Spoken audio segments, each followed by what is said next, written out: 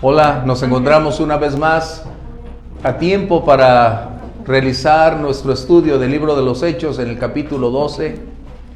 Y qué impacto, este capítulo será una de las condicionantes para que nuestra fe se consolide. Es como mantener la columna vertebral de la fe a través de lo que vamos a estudiar esta clase.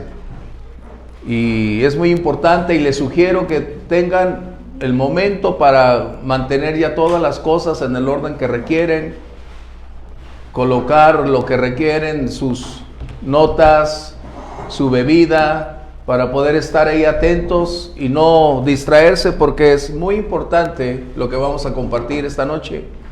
Así que bienvenidos a los presentes como a través de internet. Les enviamos un fuerte abrazo y nos deleitamos a través de la distancia que podamos compartir este tiempo. Es la ocasión para llevarnos de Jerusalén a Antioquía, de la iglesia central a la nueva apertura, donde las misiones empiezan a causar un impacto enorme en los diferentes lugares como resultado del rechazo sistemático de Jerusalén o de Israel para el Mesías. Y eso es lo que vamos a estudiar. Así que vamos a pedir a Dios dirección. Por favor, alguno de ustedes acompáñenos en oración. Y si tú estás ahí, te invitamos que cierres tus ojos y el Señor nos permita hacer esta oración. Señor, te damos gracias por esta noche, Padre. Sí, Señor. Te damos gracias por que terminamos el primer mes del año, Padre, y hoy iniciamos un nuevo mes. Mil gracias, es verdad. Ansiosos de conocer de tu palabra, Padre, te pedimos para que abras nuestro entendimiento. Aleluya. Y traigas al pastor toda la información que necesitamos saber, sí, para Señor, conocer más de ti, Padre. Te damos gracias y estamos aquí para ti, Señor. Amén. Amén. Amén. Bien, abran su Biblia, por favor, al libro de los Hechos, capítulo 12. Y voy a leer, si me permiten, los primeros 3 versos que nos darán la introducción para lo que es esta clase. La hemos denominado misión ininterrumpida. Esto es precisamente el reflejo de lo que vamos a experimentar todos los creyentes en cada generación. Siempre habrá oposición, persecución, dolor, sufrimiento, pero eso no debe limitar nuestra consagración, la función a la que hemos sido llamados de ir y predicar el Evangelio. Esto simplemente va a normar nuestra vida, nuestra fe, para saber que cada generación de creyentes experimenta similares circunstancias. Y esa es una condición que nos favorece, porque esto nos da la oportunidad de mirar hacia atrás y saber que no somos los únicos, que cada uno de ellos ha pagado un precio de caminar con el Señor. ¿Sí? Permíteme leer entonces los primeros 3 versos. Lucas, por el Espíritu Santo, registra estos acontecimientos y dice: en aquel mismo tiempo, el rey Herodes echó mano a algunos de la iglesia para maltratarles. Recuerden, está hablando de la iglesia, de los que habían quedado en Jerusalén, de los judíos ortodoxos, es decir, los que hablaban hebreo, no los helenistas. Y mató a espada a Jacobo, hermano de Juan. Y viendo que esto había agradado a los judíos, procedió a prender también a Pedro. Eran entonces los días de los panes sin levadura. Estas declaraciones de Lucas son muy pertinentes porque nos ubica en tiempo y en espacio. Nos dice la fecha, nos coloca con los personajes de la historia que pueden ser rastreados, ubicados por los historiadores, y también nos coloca espacios definidos para mostrarnos la realidad de los hechos.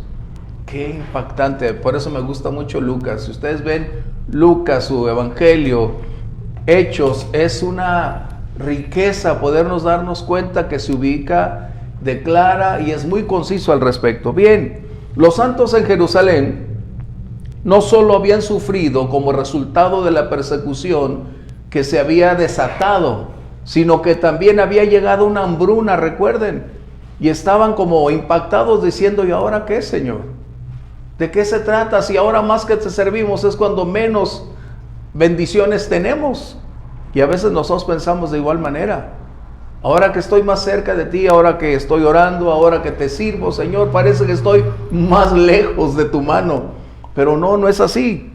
Por lo tanto, Lucas enfatiza en este capítulo y especialmente los versos a continuación de la providencia divina, acerca del cuidado y de cómo Dios permite acontecimientos que no están ajenos a su voluntad, ni tampoco fuera del contexto de que nos conduzcan para cosas intensas. Este rechazo sistemático de la nación de Israel para alejarse del Mesías es el cambio radical que ahora surge para llevarnos a Antioquía y cambiar la sede acerca de el cambio del Señor. Bien, esta misión necesitamos hacer un énfasis como introducción.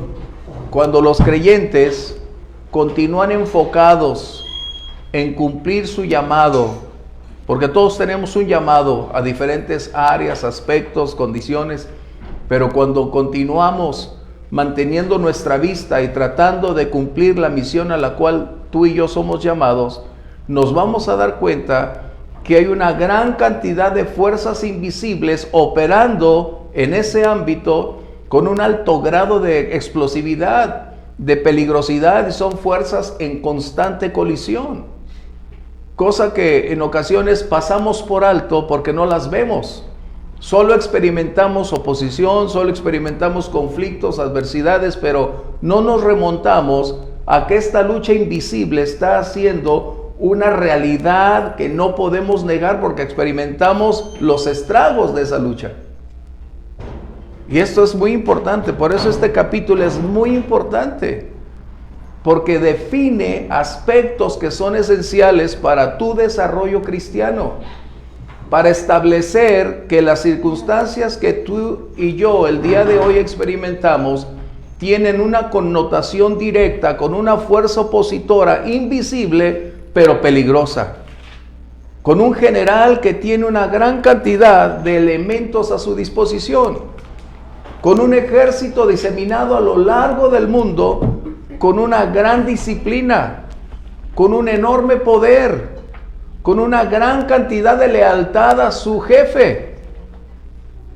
De esta manera podemos decir que nuestra lucha no es contra carne y sangre, contra principados, gobernadores de los aires. Esto es lo que está diciendo un ejército debidamente coordinado, establecido, disciplinado, pero sobre todo con un alto grado de lealtad hacia su general.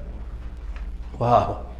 Es muy importante que tú y yo entonces empecemos a darnos cuenta de lo que está sucediendo aquí, en este capítulo 12. Por eso es muy demandante para que el día de hoy tú y yo tengamos la oportunidad de verlo en estos primeros 6 versículos, lo que está detrás de todo. Lucas está colocando no solamente los hechos que definen la historia, él está llevándonos de una manera más impactante hacia lo invisible, donde las cosas que vemos son simplemente la fachada de lo que está detrás, de quien mueve los hilos. Y los personajes que vamos a ver como Herodes es simplemente la cara física de quien está detrás de todo, haciendo todo un plan para tratar de contrarrestar y de impedir que la iglesia llegue a cumplir su propósito. ¿Comentarios? ¿Vamos bien? Excelente. ¿Quién era este hombre que acabamos de leer en el verso 1? Herodes. Herodes era el nieto de Herodes el Grande. Y esto implica que ellos eran una familia con una condicionante hacia una disposición de generar un daño, un estrago a los miembros de la vida o de la familia de Dios. Ellos eran descendientes de Esaú, eran edomitas. En otras palabras, aquel que tenía el conflicto con Jacob, aquel que vendió su primogenitura, y finalmente eso desató una enemistad y la persecución continuó por siempre. Pero ¿qué está sucediendo? Nos damos cuenta que esta familia, no porque fuera una maldición generacional, eso no es verdad. Cada uno decidió ser parte de esa condición para buscar cómo agradar a las personas a su alrededor, cómo tener poder y mantener una posición de liderazgo en el ámbito gubernamental. ¿Por qué? Porque eso era conveniente a sus intereses. ¿Sí? Por lo tanto, entonces, este cuadro que vamos a ver de que la iglesia estaba siendo perseguida es simplemente una descripción de lo que el pueblo judío va a experimentar en la tribulación. El rechazo del Mesías pavimentó el camino para que ellos entraran en ese deslizadero de eventos a cumplirse en un tiempo futuro, pero que será tan real que ellos van a experimentarlo. Así como nosotros creemos que la tribulación, el Señor nos librará y estaremos ya en los aires, estaremos ya, como dijera en el rapto, la parousia. Así que ellos van a entrar directamente en este tobogán de conflictos. ¡Qué terrible! Y decimos entonces que echó a algunos a la iglesia para maltratarles, o los de la iglesia. Y démonos cuenta que no solamente Jacobo, sino probablemente debieron haber otros en esa misma condición que no figuraban dentro del liderazgo, pero eran parte del cuerpo de la iglesia como creyentes que testificaban. Así que Jacobo aquí aparece como el personaje central en ser el primer apóstol o el primer de los apóstoles del grupo de ellos en ser la víctima, en ser asesinado. Y qué terrible, porque cuando habla de a espada no está diciendo que fue traspasado. Cuando habla de espada quiere decir que fue aserrado o decapitado. Y esto para un judío representaba la muerte más vergonzosa para él y la familia, como resultado de que se aplicaba a los idólatras, a los transgresores, a quienes negaban su fe. Esto era lo que estaba aconteciendo. Pero tenemos que darnos cuenta, un breve antecedente. El Señor les había dado una palabra a Jacobo y a Juan acerca de cómo sería su vida en el contexto del servicio. Vamos a leer Mateo 20 al 23, por favor. Y recordemos que aquellos dos le dijeron a su mamá: queremos estar donde Jesús esté. Y la mamá fue y declaró: oye, maestro, bueno, vamos a leerlo. Pero sería como, estaba viendo yo hace unos días a una niña americana como de unos 7 años. Le invitaron al púlpito porque ella levantó la mano y dijo: ¿puedo compartir la historia de Jonás? Y el pastor, como lo hicimos nosotros el domingo con Azul, sí, sube la niña como de 7 a 8 años. Y estás en la iglesia, en el servicio, y es una iglesia enorme. La niña parecía como si fuera la predicadora oficial, ni problemas de temor, nada. Me hizo recordar a Alicia que así era, sentada, cantando. Bueno, y la niña empieza: voy a contarles la historia de Jonás, de un hombre que quiso huir de Dios, pero que podía correr, pero Dios lo iba a encontrar. Y empieza a contar la historia, y digo: qué impactante que esta niña pudiera decir: esta es la historia, la comparte y dice: yo creo que Jonás cuidaba vacas, caminaba, pero un buen día cuando Dios le dice: ven, Jonás, ¿para qué me quieres, Señor? Yo iré donde tú me digas. O sea, le pone el toque, ¿no?, de su edad. Yo estaba feliz viendo a esa niña. Dije: qué tremendo que tuviéramos predicadores así, no como pastores, sino que algún día compartieran esas escenas, ¿no? Así que vamos a leer entonces estas palabras, por favor. Alguno de ustedes, me lea en voz alta, por favor. Entonces se le acercó la madre de los hijos de Zebedeo con sus hijos, postrándose ante él y pidiéndole algo. Y él le dijo, ¿qué quieres? Y ella le dijo, ordena que en tu reino se siente estos dos mis hijos, el uno a la derecha y el otro a la izquierda.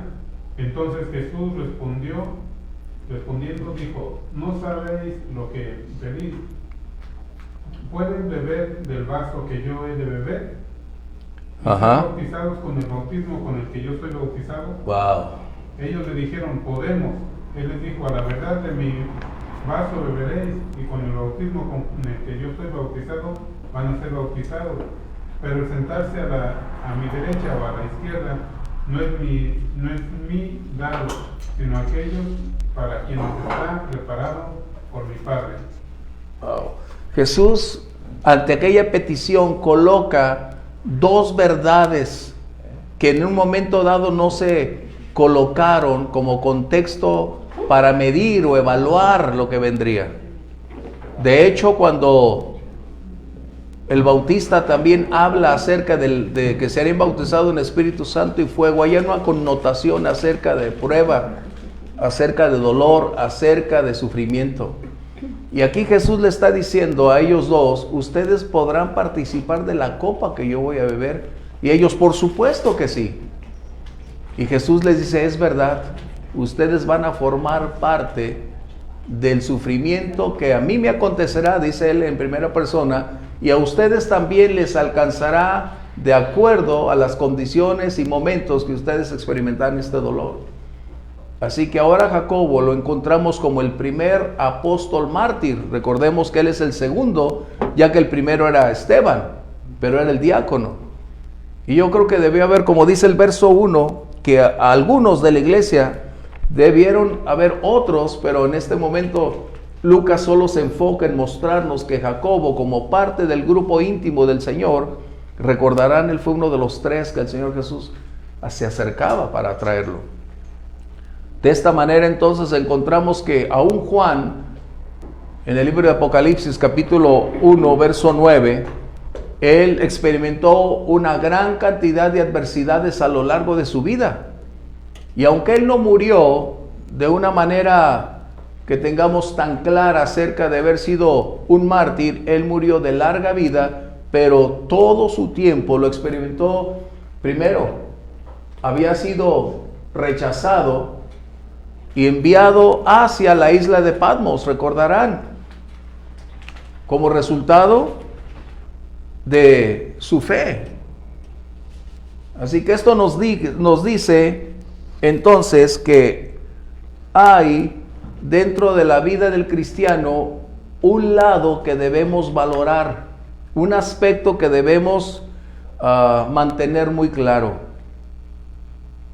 Jesús estaba hablando que todos aquellos que van a caminar con Él siempre estarán expuestos a enfrentar circunstancias, momentos difíciles, donde el enemigo tratará de impedir que como creyente en tu fe personal, en tu vida familiar o como congregación, no hagamos la labor a la cual fuimos llamados. Este es uno de los aspectos que Lucas está tratando con nosotros, que debemos darnos cuenta que hay una mente tratando de orquestar un plan para limitar el avance del creyente, máxime cuando son personas con un alto grado de compromiso, cuando tenemos una convicción profunda, cuando aprovechamos la ocasión para compartir acerca de nuestra fe. Y esto es muy importante. Así que... para boicotearnos, pues. Exactamente. Vamos a ver 2 de Timoteo 3:12, por favor. Bueno, es que tenemos que darle el curso correcto a lo que estamos viendo. Si solamente nos enfocáramos en un aspecto, diríamos, Lucas está contando una historia para mantener solo la provisión, el cuidado de Dios sobre nosotros. Pero la parte más amplia es que debemos entrar en que el mundo donde nos desenvolvemos como creyentes es un mundo espiritual. Y en ese ámbito hay seres espirituales con una gran capacidad de fuerza, de intención para bloquear, apartar y, como decía Ale, de igual manera para impedirnos alcanzarlo. Si alguien dice aquí, ¿quién lo lee, por favor? Y también todos los que quieren vivir piadosamente en Cristo Jesús padecerán persecución. Wow, ¿quiénes? Todos. Todos. Una de las condiciones que menos tocamos en la vida de la iglesia es parte que se llama sufrimiento. ¿Por qué no nos gusta? Es obvio, a nadie le agrada vivir en ese contexto, pero si nos sustraemos, entonces tendremos un problema porque no acertaremos a entender que como el mundo espiritual donde tú y yo nos desenvolvemos está circunscrito a una lucha continua. Son dos bandos interactuando con un alto grado de fiereza, donde no hay, por un lado, misericordia, donde no hay respeto para grandes o pequeños. El enemigo lanza sus ataques contra todo aquello que representa una amenaza a sus intereses. Y los creyentes no estamos solos, obviamente, pero necesitamos darnos cuenta que hay un ataque sistemático en contra que no tenemos que perder de vista. Ahora, encontramos lo siguiente. Dice, mató a espada a Jacobo, hermano de Juan.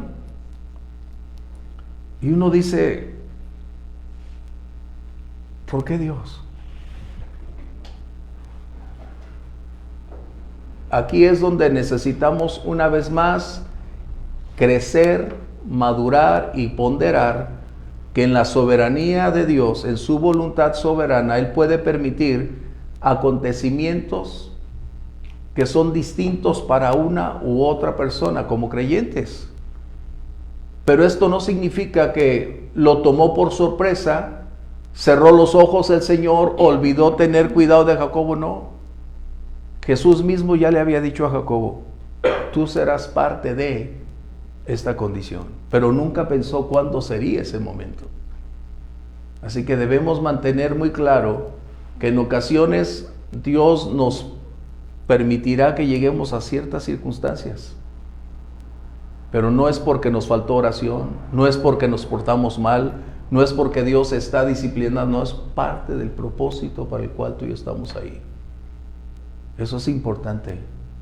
Cuando aprendemos parte de esa soberanía, podemos descansar, como dice Romanos 8:28, y sabemos, tenemos conocimiento que los que amamos a Dios, todas las cosas van a traer un propósito. Es muy importante esto. ¿Comentarios? ¿Comentarios? ¿Qué podemos entonces extraer por una breve lección aquí? Cuando el enemigo experimenta un impacto contra su reino de las tinieblas, siempre va a tratar de ir en búsqueda de aquellos que producen el mayor daño posible. En otras palabras, siempre va a tratar de alcanzar a quienes son los líderes o están actuando en una forma u otra para silenciarlos, para impedir que se llegue a cumplir la misión a la cual tenemos. Y esto es muy, muy importante. ¿Por qué? Porque hasta el día de hoy es una realidad. Tú y yo no somos los superlíderes, no, pero en el ámbito donde te desenvuelves, tú representas un conflicto de intereses. No sabemos qué trascendental es lo que hacemos alrededor nuestro para las personas o para el mundo. Así es, no tenemos. Pues hasta nuestras familias, o sea, bueno, en mi caso. Ajá. Pues hasta nuestros Si hay oposición. hermanos, Uh-huh. casi que Y recuerden, el enemigo utiliza a cualquier voluntad que esté dispuesta a caminar en armonía con él. Y hay un principio que lo entendí y me quedó muy claro. Herodes y Pilato eran enemigos, pero cuando hay un fin en común, aún los enemigos se pueden hacer enemigos para hacer frente por esa condición en común. ¡Wow! Es increíble, ¿no? Cómo algo puede unir a dos partes en disputa para convertirlos en una unidad y seguir adelante para eso. Bien, este es algo que debemos recordar. Recuerden, el enemigo siempre está alerta. Por eso el apóstol los recuerda y dice que el enemigo anda como león rugiente.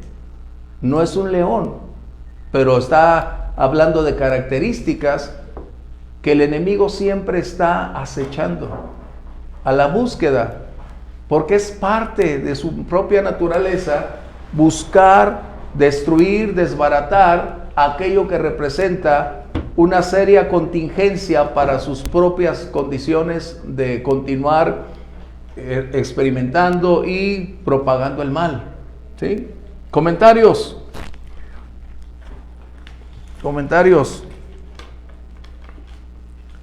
Bueno, así que vamos de regreso entonces. Y esto es muy importante. ¿Qué sucede? Verso 3 nos dice cosas muy, muy importantes. Por favor, véanlo.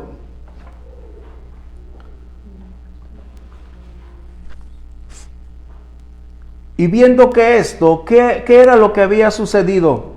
La muerte de Jacobo. Así es, el maltrato a los miembros de la iglesia. ¿Qué sucedió? ¿Por qué sucedió? Este es el punto. Una de las características de la persecución es buscar popularidad. Wow. Es convertir al perseguidor en la pieza clave más importante para hacerlo una celebridad, para convertirlo en la estrella del circo. Y eso es lo que el enemigo hace. ¿Recuerdan en la tentación que puso a Jesús? ¿De qué le dice?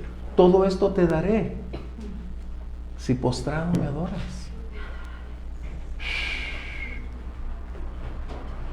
Y la mayoría de las condiciones de una persecución es como resultado de una mente que está siendo obviamente invadida, preparada, aleccionada por pensamientos que el enemigo puede colocar, porque está pensando de igual manera en cómo superar su estatus, cómo trasladarse a otro ámbito, cómo lograr que sus intereses se conviertan en los intereses de las demás personas, o cómo manipular las voluntades de las personas para hacer que él siga subiendo como la espuma y se convierta en el actor principal.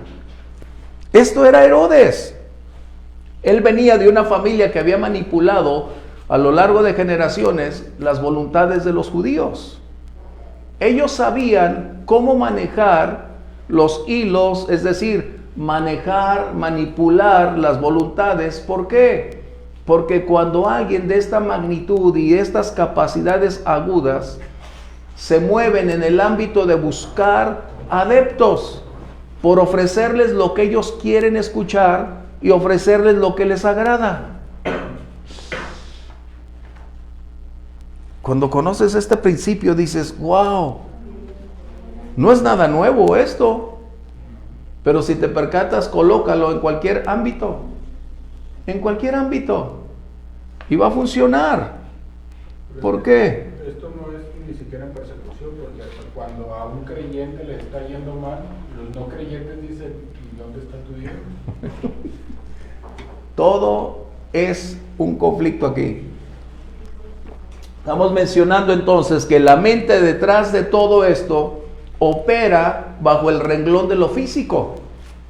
O sea, lo espiritual se hace visible a través de lo físico. Herodes venía de una familia con este rasgo característico de ser líderes en base a saber aprovechar condiciones, circunstancias y el momento. Se percata que la iglesia, al ser atacada, despierta en un consenso general una alegría, una disposición, una aceptación. ¿Qué estaba pasando? Él iba a asegurar una posición más elevada más tarde. Pero ahora tendremos que ir más adelante. La persecución no solamente viene o emana de un origen religioso. Aquí la iglesia no había hecho ninguna condicionante para merecer ese trato. Pero ahora nos damos cuenta que también la persecución no solamente es religiosa, incluye la política o políticamente hablando. Wow. Y cuando llegas ya a estos límites, te das cuenta entonces que no solamente es política, también es moral, también es industrial o financiera, económicamente hablando. ¿Por qué? Porque el enemigo siempre va a frenar el avance de la iglesia. Siempre va a tratar de limitar sus acciones, porque representamos una oposición no por nuestra fuerza, sino por quien está con nosotros y a nuestro favor. Porque cuando nos enfocamos en hacer la voluntad de Dios, siempre, y tú lo puedes ver en tu propia vida, cuando estás remontando tu fe, cuando estás siendo más partícipe, cuando estás actuando, repentinamente parece que empieza a llover con el sol en todo su esplendor. Cuando empiezas a experimentar que todo se está derrumbando, cuando dices, ¿cómo? Porque es obvio que no es natural, es algo producido por quien está detrás de cámaras. ¿Sí? ¿Comentarios? Muy bien. Bueno, esto nos dice que la persecución es una condición como resultado que hay una amenaza en contra de intereses de terceros. Y la iglesia siempre estará bajo ese ojo del huracán. Es cierto, Dios nos da victorias, Dios nos da alegrías, nos permite disfrutar lo que tenemos, pero eso no implica, no inhibe que tarde o temprano una vez más experimentemos esta fuerza en contra. Son como los huracanes. Cuando andas en esos barcos grandes que te vas de crucero, qué agradable. Pero hay temporadas en que los huracanes llegan y sientes que se acaba. Que te ahogas. Es así como vamos a verlo. Bien, comentarios.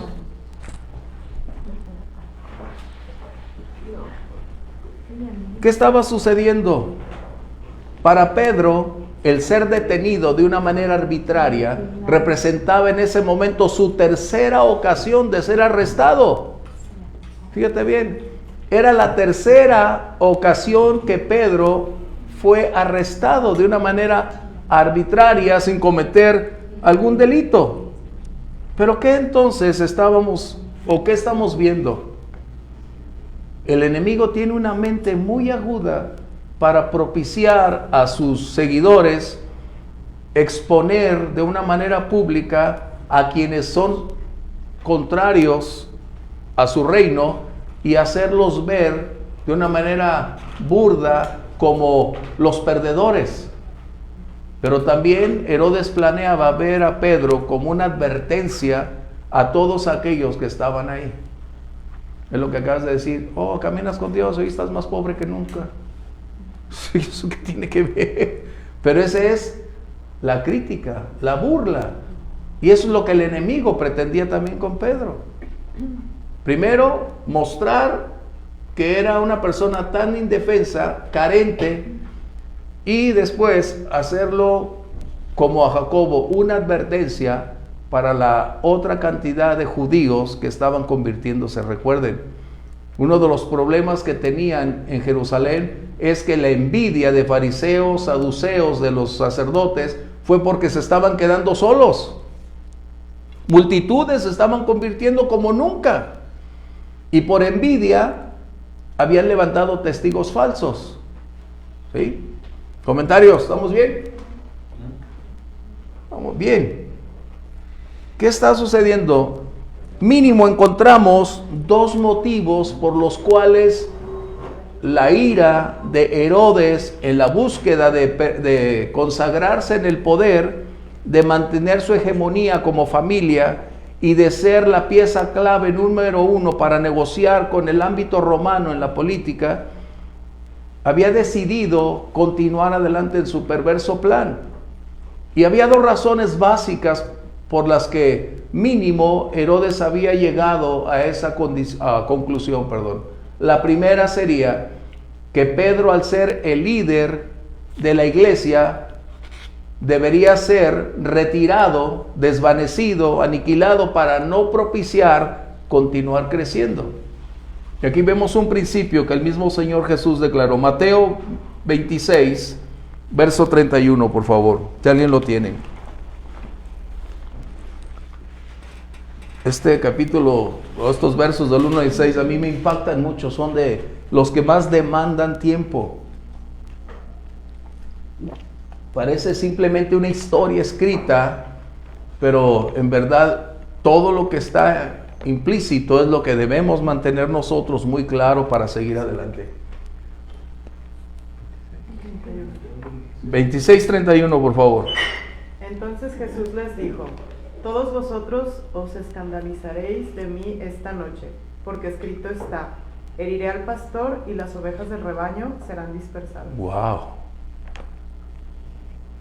Ataca a la punta de lanza y esta se va a quebrar.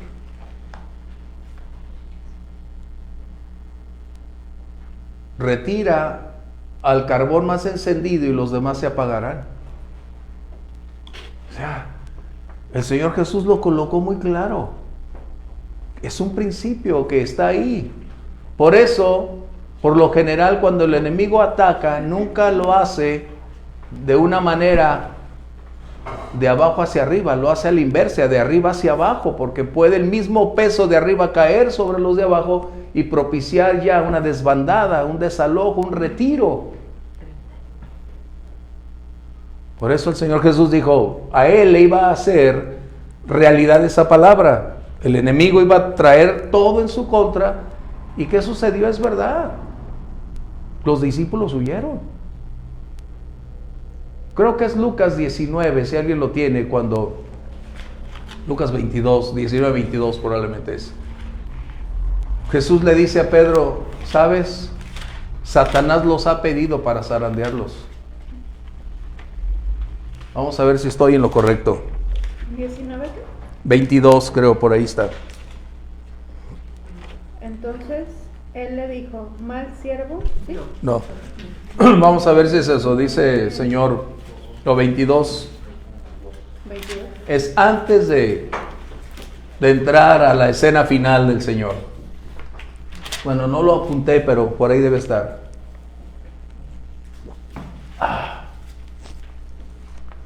¿Ya lo encontraron? Bueno, mientras lo encuentran, nos damos cuenta entonces que este punto donde Herodes va a buscar eliminar a aquella figura que representaba fe, valor, que enmarcaba los principios que había predicado. ¿Ya lo tienen? Ya. ¿Cuál es? 22:31. Ah, entonces estaba al revés. Era 22:31. Sí, ¿qué dice, por favor? Dijo también el Señor: Simón, he aquí Satanás os ha pedido para zarandearos como a trigo. No pidió a Pedro, únicamente. A veces creemos que nada más a Pedro, no. A todos. Fíjate. ¿Por qué? Porque era obvio que los sucesores o a quien el Señor les iba a confiar la misión también iban a ser probados, iban a experimentar el acoso, la persecución y aún, ¿por qué no?, la muerte. Y nos damos cuenta que esto continúa hasta el día de hoy. Por diversos medios el enemigo va a buscar, probablemente ya no tanto el asesinato, pero una mala reputación puede destruir a una persona. De igual manera, puede conducir a un cierre de iglesias. Puede colocarse una falsa noticia y para que remontes esa condición pueden pasar años. El enemigo es experto en calumnia. Recuerden, es el amo del disfraz. Es el que puede aparecer como ángel de luz, pero es el diablo en la misma identidad. Esto es lo que estamos hablando este capítulo hoy. ¿Cómo es que Herodes enmarca la ferocidad, la agudeza que el mismo enemigo es capaz de brindar? Comentarios. El enfoque se centraba en ¿qué? En ser el líder aparente de una congregación.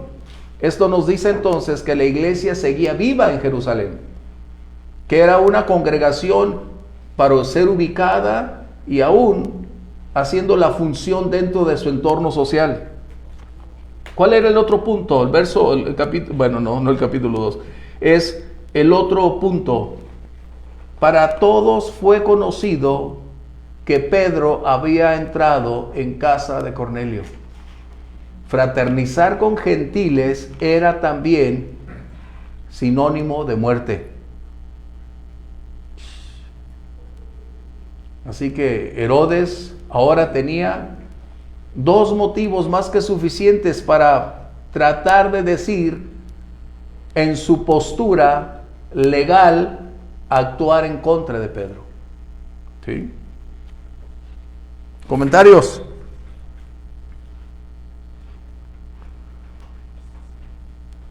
Wow. Esto me agrada. Vamos a ver entonces el punto 2 que tenemos.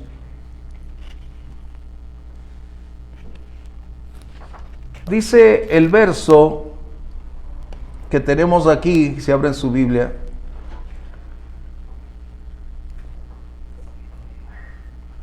Verso 4 dice que Pedro estaba en la cárcel, custodiado por 4 grupos de 4 soldados cada uno, para ser custodiado, y se proponía sacarle al pueblo después de una semana. Pero ¿qué acontece mientras esto se suscita en ese ámbito? ¿Qué debe hacer la iglesia o qué deben hacer los creyentes cuando estamos viendo el deterioro, la captura, el dolor, el quebrantamiento o el asesinato de creyentes? ¿Qué es lo que debemos hacer? Eso es muy importante. Estas son las lecciones que tenemos que aprender. ¿Por qué? Porque precisamente nosotros somos el agente de cambio, somos a quien el Señor le ha delegado poder y autoridad para tratar de cambiar el escenario donde hoy tú y yo nos desenvolvemos. Debemos entender que no estamos solos enfrentando un ejército ni a una fuerza descomunal que llamamos el enemigo y sus huestes. El Señor Jesús nos delegó poder y autoridad. Lucas 10:19 dice: aquí les doy poder y autoridad sobre toda fuerza del enemigo y nada les dañará. Pero nos ha delegado recursos valiosos, trascendentes, de impacto, que hacen posible alterar nuestra condición presente. Pero si no tomamos los recursos, si no los llevamos a la práctica, no tendremos la oportunidad de representar una oposición. Y esto es lo más interesante para nosotros. ¿Por qué? Porque la oración no solamente es una declaración, una comunicación entre el cielo y la tierra. La oración es la atmósfera natural donde nosotros los creyentes nos desenvolvemos y donde propiciamos las actividades divinas para entrar a nuestro favor como resultado de nuestra relación con Dios. Es lo que dice el verso 6, pero así que, verso 5, Pedro estaba custodiado en la cárcel. Y ese pero a veces es la gran diferencia. Pero la iglesia hacía sin cesar oración a Dios por él. Qué impactante. Y mientras Pedro en la cárcel, ¿qué hacía? Ahorita lo vamos a ver. Pensar, cuando estás, o sea, cuando estás como en ese nivel de tareas o como Ujú. o sea, ¿qué pensaría él? Bueno, aquí estoy, porque aquí tengo que estar y Dios lo va a resolver Esa es buena tendré que pregunta. cumplir la misión. Te voy a dar la respuesta después de este tema, pero guárdala. Está excelente. ¿Ya ¿Por empezó? qué? ¿O el próximo martes? No, esta misma noche se tiene que definir, No va a dejar porque es importante lo que acabas de decir. Ya sé. ¿Eh? Ok. ¿Qué estamos hablando? Que no nos dejó el Señor solos para enfrentar un gigante. Nos equipó, capacitó y a la vez nos entregó recursos funcionales con un alto grado de explosividad, de peligrosidad para contrarrestar todo ese avance que en nuestra contra viene. El arma que utilizó la iglesia o el primer recurso que utilizó no es el único, tenemos varios. Pero el arma que en este caso la iglesia colocó a manera de contrarrestar el impacto fue la oración. Vamos a ver 2 de Corintios 10:4 y Efesios 6, 10 al 12, por favor. La oración tiene un alto grado de influencia en los cielos. Puede propiciar mover la mano poderosa del Señor.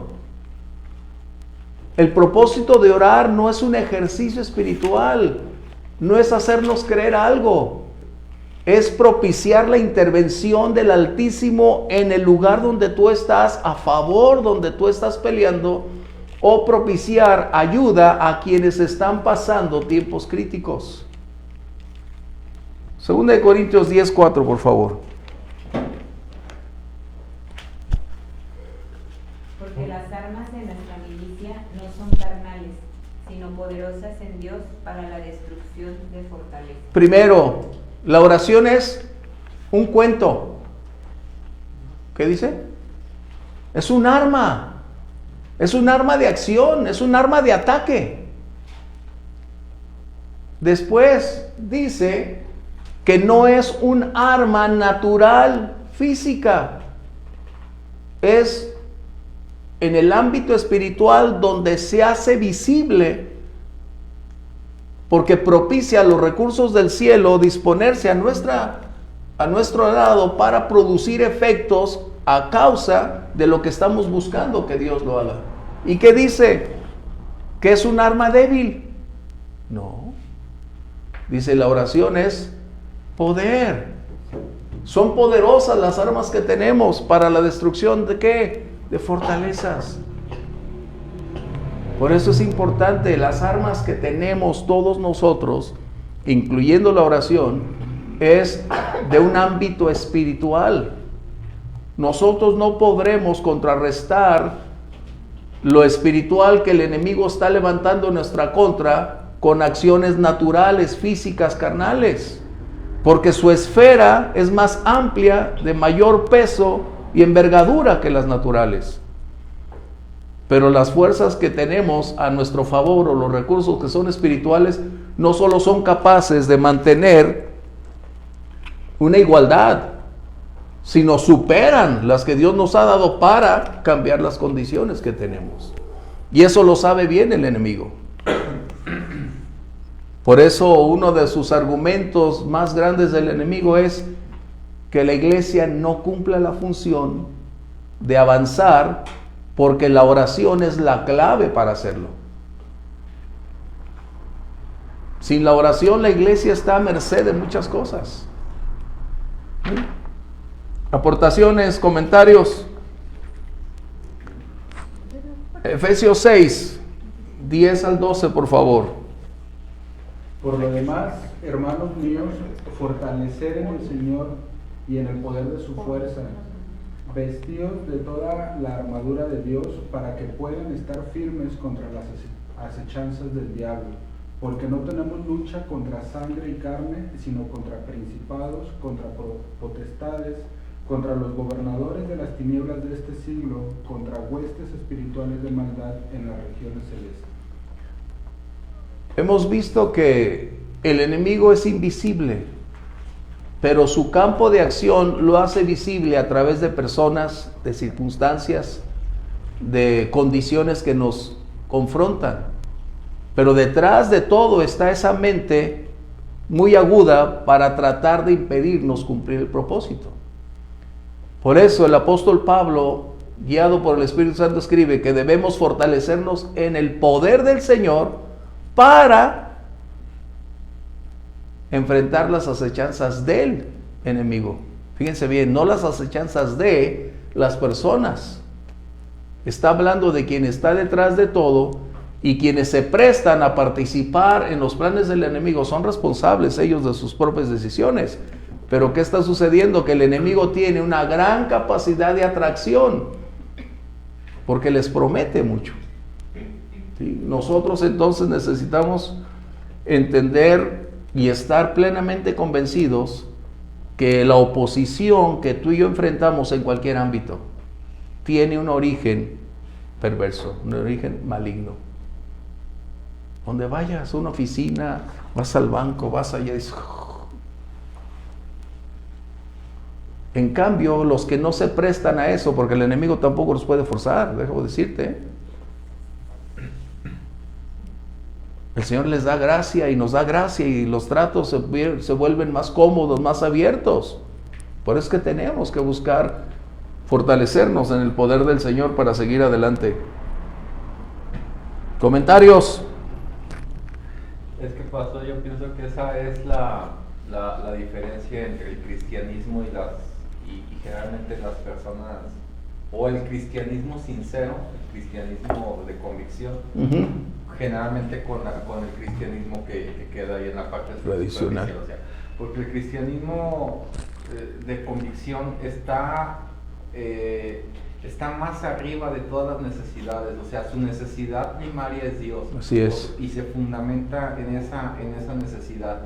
Entonces, mientras que en los demás, o las huestes, como dice ahí, pero ese es lo que tengo que tener, cómo tengo que ser, cómo me tengo que vestir, cómo me tengo que comportar, a dónde tengo que ir, qué es lo que está de moda hoy, qué es lo que... Y si no estás adaptado a ese mundo, pues no perteneces a ese mundo. Entonces, pero mientras Pedro o los primeros apóstoles que tenían la llenura del Espíritu, yo pienso que le tembló a Roma, porque decían, estos son universales. Sí. Estos en un momento dado no tienen necesidad de nada más que de predicar la resurrección de Cristo. Así es. Entonces, pero y en un cristiano en el siglo XXI, cuando no tiene mayor necesidad que tener esa comunión cristiana, esa comunión con Dios, pues realmente lo secundario le cae de gracia. Sí, de gracia, ¿verdad? Pero le cae de gracia. Entonces trabajamos, nos esforzamos. Es la que no lo va a entender, ¿sí? Y se va contra ese tipo de personas, ¿no? En la cual claro. no hay más necesidad que Dios. Lo demás viene por añadidura, pero hay una convicción plena y están mucho más elevados espiritualmente para no necesitar nada. Entonces, exactamente. Sí, esa es la diferencia. O sea, eso pudo haber pasado en Roma, como para agarrar a los primeros apóstoles y matarlos, como ahorita es esa parte de que crear dificultades, hablar mal de las personas, o sea, buscar la manera de tumbarlos, porque claro. Detrás de eso, claro, hay algo espiritual que está detrás para tumbar. Y eso siempre lo vamos a encontrar. Por eso mencioné que la persecución no es solamente religiosa, después se coloca política, moral, financieramente. Representas un conflicto para alguien como creyente, van a buscar la forma de retirarte. ¿Por qué? Porque el enemigo sabe que un cristiano exitoso, hablando en cualquier ámbito, cuando tiene, como decía Omar, su convicción es Dios, su prioridad es el Señor, y el Señor prospera en lo que hace, la envidia siempre buscará tratar de obtener lo que tienes sin pagar el precio que a ti te costó. ¿Y de qué manera lo va a lograr? Pues buscando cómo alterar el orden para retirarte de ahí. Miren, hay una cadena en Estados Unidos muy famosa que se llama Chick-fil-A, hablando de este ámbito comercial. Ellos venden hamburguesas, todo lo relacionado de pollo. Ellos cierran el domingo, porque todo el mundo va a la iglesia. La crítica. ¿Por qué tiene que cerrar el domingo? O sea, es mi negocio. Mi convicción es, primero está el Señor antes que comprar. Mi convicción me dice que es el día del Señor. Y estás hablando de una cadena enorme. Y todos los que trabajan y todos los que están ahí, no es que ahí digan, solo cristianos entran a trabajar, no. Pero lo que mencionaba Omar, cuando hay esa unidad, la gente cristiana quiere estar en ese lugar porque hacen un frente común, trabajan en el mismo ámbito, creen lo mismo y no dependen de un materialismo. O sea, qué tremendo. Y esa es una oposición constante, ¿no? Y ya se han sumado otras compañías para cerrar los domingos, déjame decirte. Varias empresas ya de comida, de hamburguesas, también están cerrando. Que tenían temor de la crítica, porque eran cristianos, pero tenían el temor de la crítica y ya cerraron. Bueno, porque son cristianos. Sí, ya cerraron. No porque vieron que aunque cierran el domingo tienen la bendición y venden lo demás. Bueno, el que es cristiano cierra y dice me voy, ¿no? Y ya varios han cerrado. Están cerrados. Y te puedes dar cuenta que eso es, dependemos del Señor, lo que mencionaba Omar. Mi prioridad, claro, tengo que seguir trabajando, generando ingresos. Pero si este es el día del Señor, lo hago.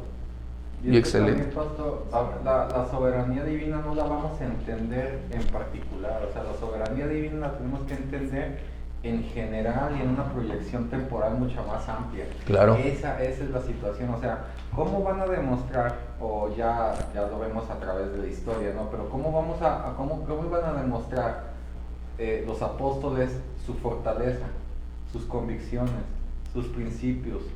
¿Sí? Si no tenían, porque tenían que enfrentarlo a algo. Sí, es no como si al Canelo Álvarez Exacto. le pones un boxeador de aquí a 2 cuadras, el Canelo Álvarez no va a sentir nada porque de un puñetazo lo va a tumbar. Pero si le pones uno de su rodado, sí, campeón también, entonces hasta el Canelo Álvarez se fortalece más, entrena más, lucha mejor y puede pelear mejor. Entonces, ¿cómo un ser humano o cómo los apóstoles podían enfrentar eso en esas circunstancias tan injustas? Ajá. Pero uno en lo particular como ser humano, ¿cómo va a demostrar sus convicciones si no es a través de los problemas y teniendo fe y teniendo confianza para enfrentarlos? O sea, y ahí es donde aparece el crecimiento. Así es. Sí. Así es. Vamos a leer una lectura, Efesios 6:18, de este tema, que es muy importante. Pero percátense, estamos hablando que el enemigo siempre buscará frenar tu desarrollo. Siempre tratará de impedir que progreses en cualquier ámbito. La única manera que me he dado cuenta que el enemigo permitiría que tú progresaras es cuando te hace prosperar alejándote de Dios, y es cuando las cosas vienen en conflicto. Miren, hay un caso que me dio tristeza ayer. Y no tengo toda la información, pero lo voy a tener que buscar porque forma parte de algo muy importante.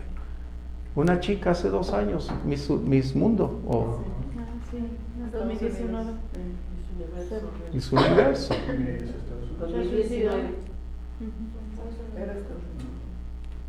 Dices, alcanzó lo que cualquier chica desearía llegar a tener.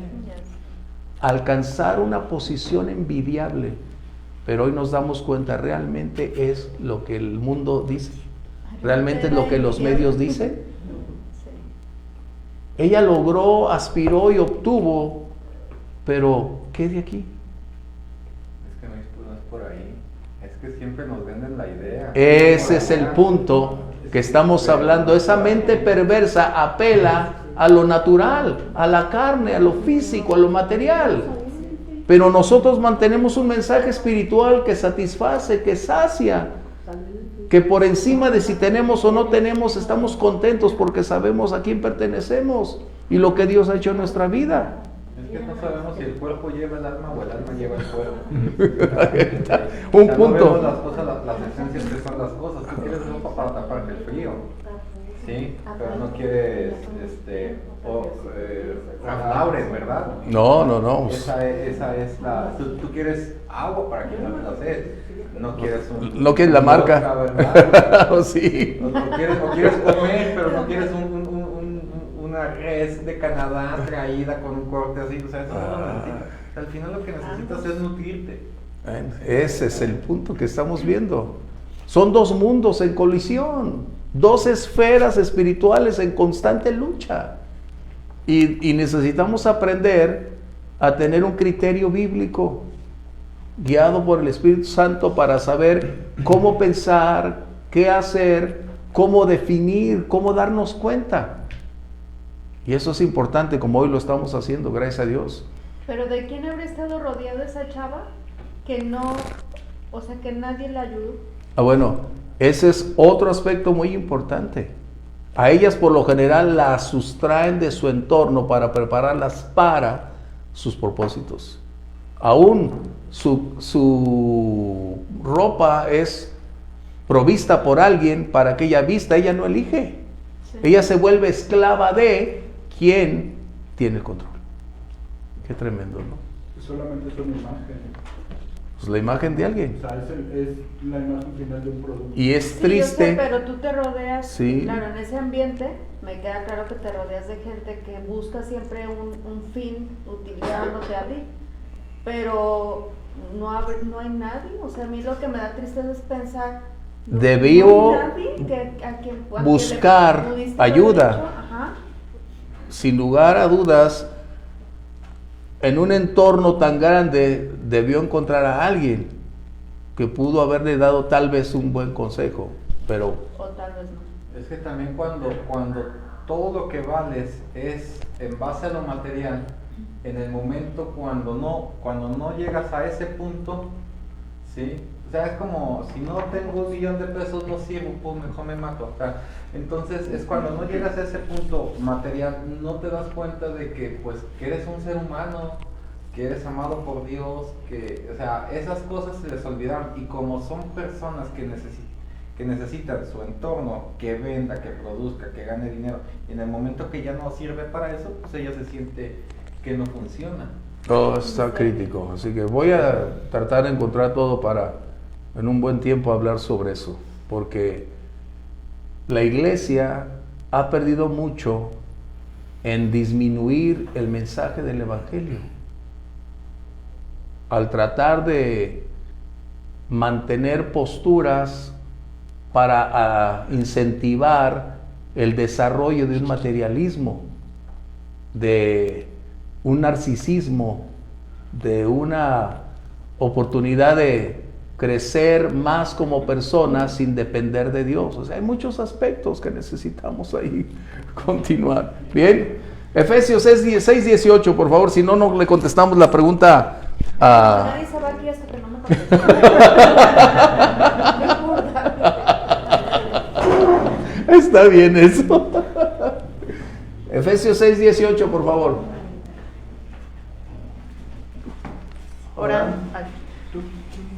Orando en todo tiempo con toda oración y súplica en el Espíritu, y velando en ello con toda perseverancia y súplica por todos los santos. El apóstol está dándonos una serie de instrucciones. En otras palabras diríamos, las especificaciones requeridas para propiciar que esa arma tenga el impacto requerido. ¿Estamos bien? Se nos va el tiempo rápido. No. Bueno.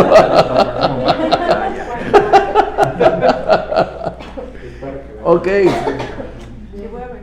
Vamos a ponerle otra vez. Bueno, dice ahí. ¿Qué dice Violeta? el 18 otra vez. Sí, por favor. Orando en todo tiempo.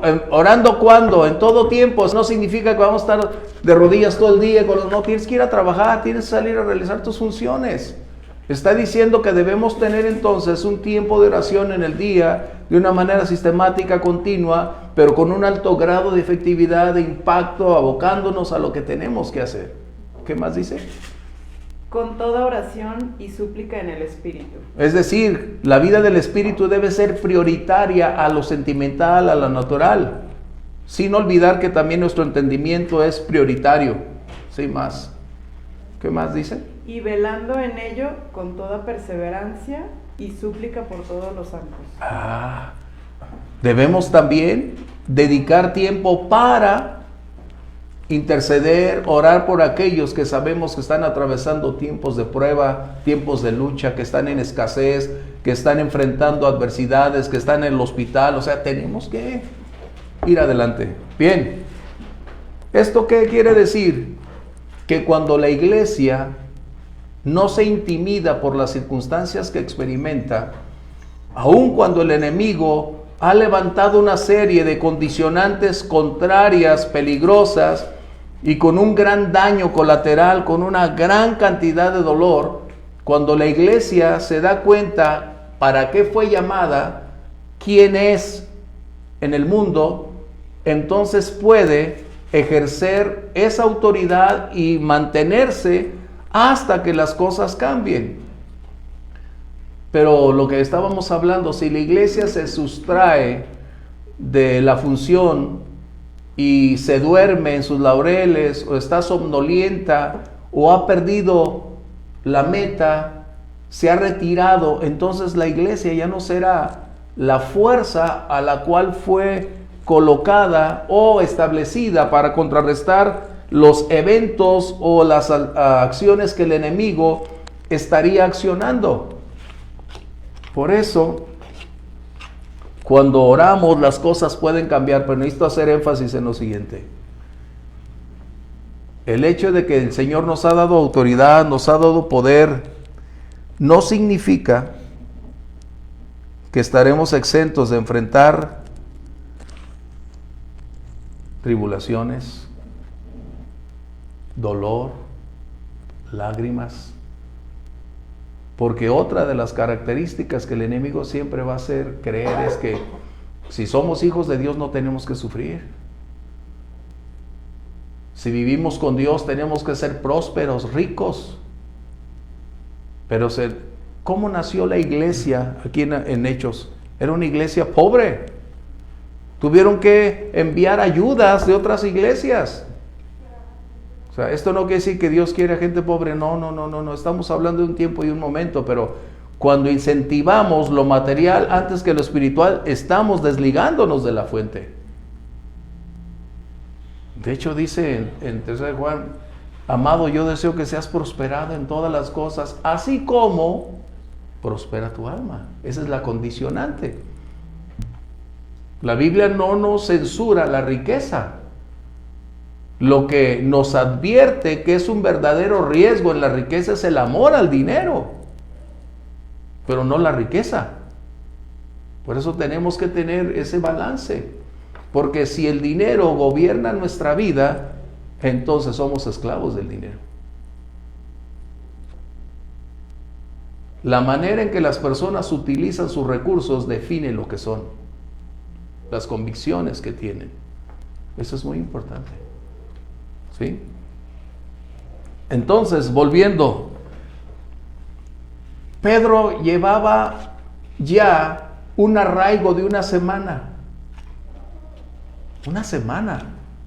Estaba en la cárcel. En otras palabras, las puertas de la cárcel se habían cerrado. Los soldados estaban vigilando. Los grilletes habían sido puestos para inmovilizarlo e impedir su liberación. Estaba él encadenado a los guardias. A los guardias, tenía 2 por lado. De tal manera entonces que eran 4 por turno. Porque ya se había ido, ¿no? 2 veces. Bueno, esta es la tercera vez, pero una vez ya había salido como, ahora sí como dicen, como Pedro en su casa. Esa ahí se aplica. Como le dijo Cornelio a Pedro. ¿Qué le dijo Cornelio a Pedro? Hola, qué gusto de verte. Así que Pedro salió como por su casa. Eso es verdad. ¿Qué estaba sucediendo? Si la iglesia hace su función, los cielos van a entrar en operación. Si nos sustraemos, las cosas no van a acontecer. Fuimos colocados aquí, cuando el Señor nos dirige y nos da la palabra, fuimos colocados aquí para hacer que las cosas sucedan. Cuando Dios nos lleva, cuando Dios da la palabra. Por eso cuando tú y yo oramos, estamos esperando que las cosas sucedan. Pero eso requiere, o sea, eso no es mágicamente, requiere, ¿cuántas veces dice, esfuérzate, esforzado, porque yo soy tu Dios? Somos colaboradores del Señor. El Señor siempre va a esperar de nosotros que pensemos, meditemos y accionemos en fe, pero no está exenta nuestra mente, que eso es muy importante. Pero cuando Dios dirige, entonces sí sabemos qué tenemos o qué hacer o de qué manera abordar las circunstancias. ¿Sí? Entonces, ¿qué estaba haciendo Pedro? Verso 6. Vamos a verlo porque se nos va el tiempo. Y mientras esto sucede, déjame decirte que el tiempo es imprescindible cuando tú y yo estamos aprendiendo a orar, aprendiendo a esperar, aprendiendo a ver que las cosas sucedan. Dios puede en un instante cambiar el escenario o Dios puede demorar de acuerdo a su plan perfecto. Hay una escritura que a mí me agrada muchísimo hablando de José, Salmo 105, que es muy apropiado para Pedro, versos 18 al 19. Me gusta mucho porque define en la soberanía de Dios cuando las cosas llegan a su feliz cumplimiento. Recuerden un principio: nada es para siempre, todo es temporal. Ni el dolor, ni la escasez, ni los tiempos de angustia no son permanentes, tienen un tiempo de vigencia.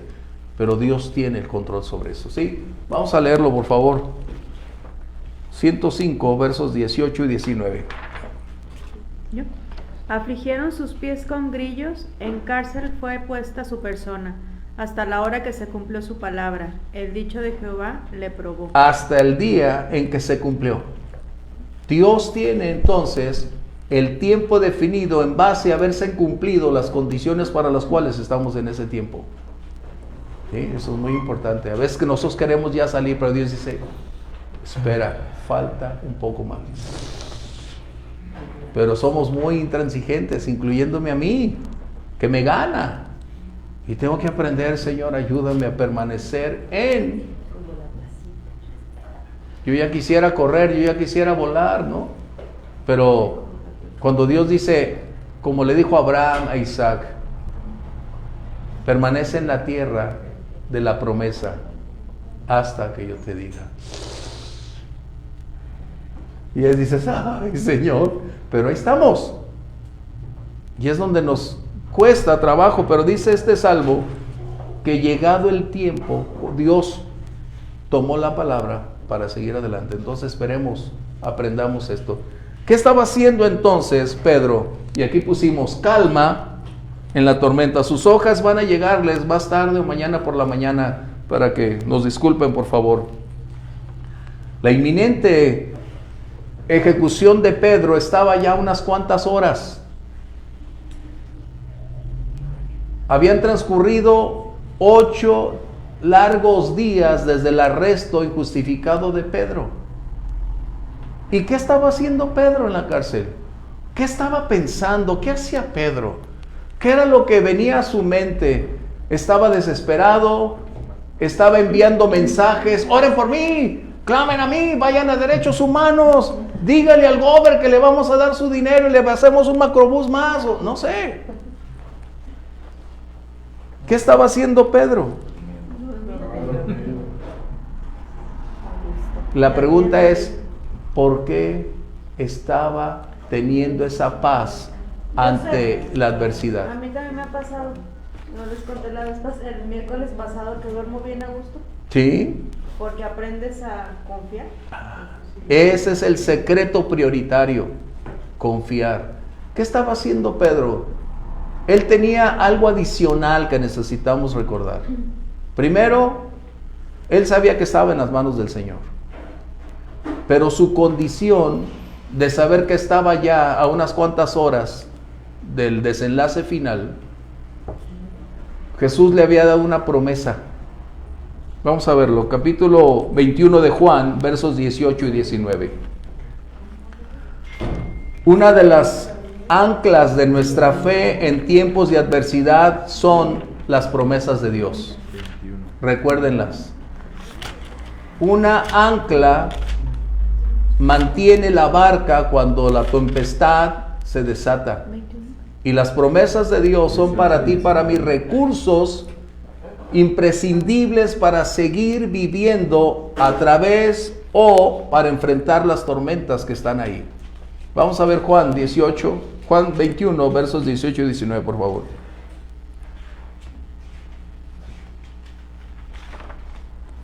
Porque ya llegamos a la hora, cuchi. Hay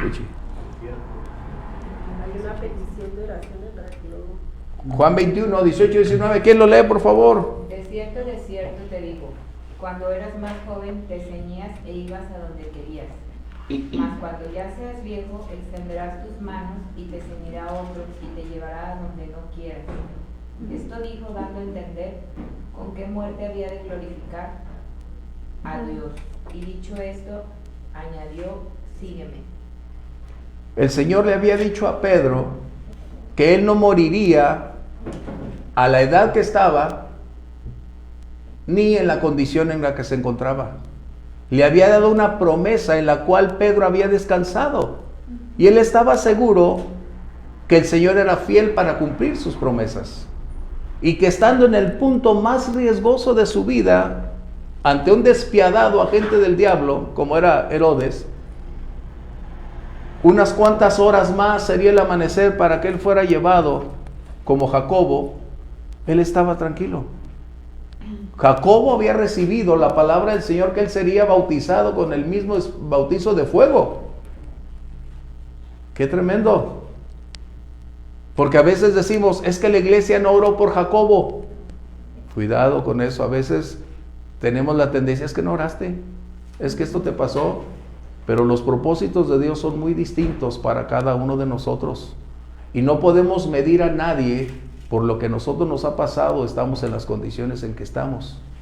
Cada uno debe aprender a vivir de esa manera. Así que Pedro estaba dormido, como dijera alguno de nosotros, bien concha, ¿no? Acá bien tranquilo, acá, no sé si agarró de almohadita el hombro de uno o de otro soldado, ya que con permiso, ¿no? Los soldados despiertos y él bien dormido, ¿por qué? Porque estaba confiado, descansando en que la promesa recibida se cumpliría. Esto nos dice que en la soberanía de Dios, sus planes diversos para cada uno de nosotros es un diferente proceso, es una diferente circunstancia. Pero el recurso para enfrentar la adversidad es seguir confiando, es seguir creyendo y tomar las promesas de Dios como anclas firmes para no naufragar ante la adversidad. Qué tremendo, ¿eh? Dos mundos en colisión, dos esferas espirituales en lucha, pero tú y yo estamos del lado del ganador, donde el Señor está a nuestro favor. Y cuando está a nuestro favor, Él es el enemigo de nuestros enemigos. Él es el temor de nuestros temores. Y es donde podemos descansar y decir, gracias Señor, porque tú eres mi pastor y nada me faltará. Si Dios con nosotros, ¿quién contra nosotros? Por eso dice la palabra, cuando pases por las aguas, yo contigo estaré. No te anegarán, aunque a veces tenemos el agua hasta el cuello, pero dice, no te anegarán. Y cuando pases por el fuego, no te quemarás porque yo estaré contigo. Gracias Dios. Son sus promesas. Así que aprendamos a descansar en medio de la adversidad. Bien, antes de partir comentarios, si no oraremos por la petición que tenemos El ahí. hermano Gerardo Rodríguez pide oración por la familia de que murió El pastor. Ajá, Carlos Max Luna, que era el tío de su esposa y que tiene 3 hijos varones y solo uno camina con el Señor, entonces pide oración para que Wow. sea el tiempo que vuelvan. Vamos a orar por nuestro hermano, por la familia de nuestro hermano Gerardo, su esposa, que el Señor Por la familia propicie del pastor. en esta condición. ¿Quieres orar conmigo, Padre? Agradecemos la oportunidad de reunirnos. Sí, Padre. Gracias por quienes hoy intervenimos y juntos clamamos a ti. Sí, sí. Porque tu siervo ahora, pasando lista de presentes, se deleita cara a cara en tu presencia. Y hay una promesa maravillosa acerca de su familia, Señor. Sí, Padre. Aun cuando los hijos no caminen en armonía contigo y tomados de tu mano, estamos conscientes que este evento puede producir, Señor, ese impacto para atraerlos a tus brazos de amor. Sí, sí. Para que toda la familia tenga paz, fortaleza y descanso en ti. Tú eres quien cuida de viudas y de huérfanos. Jamás abandonas a los tuyos. Pero te pedimos, Padre, en el nombre de Jesús, para que estos jóvenes enderecen sus caminos. Para que sigas tocando la puerta del corazón y abra sus ojos y se conviertan de las tinieblas a tu luz admirable. Y aún, Señor, ¿por qué no se integren a la vida cristiana y formen parte de ese ejército de siervos y siervas para seguir proclamando tu nombre? Gracias, Señor, porque tú tienes un tiempo y un momento. Tú conoces el día y la hora de nuestra partida. Pero también, Señor, estamos conscientes que tu amoroso cuidado estará ahí para propiciar a cada uno de los miembros de la familia de tu siervo, nuestro hermano que hoy está en tu presencia, tenga el cuidado, la protección y sobre todo caminando de tu mano cada uno de los miembros de su familia. Te damos las gracias, Señor, en el nombre precioso de Jesús. Amén. Dios les bendiga. Bendiciones.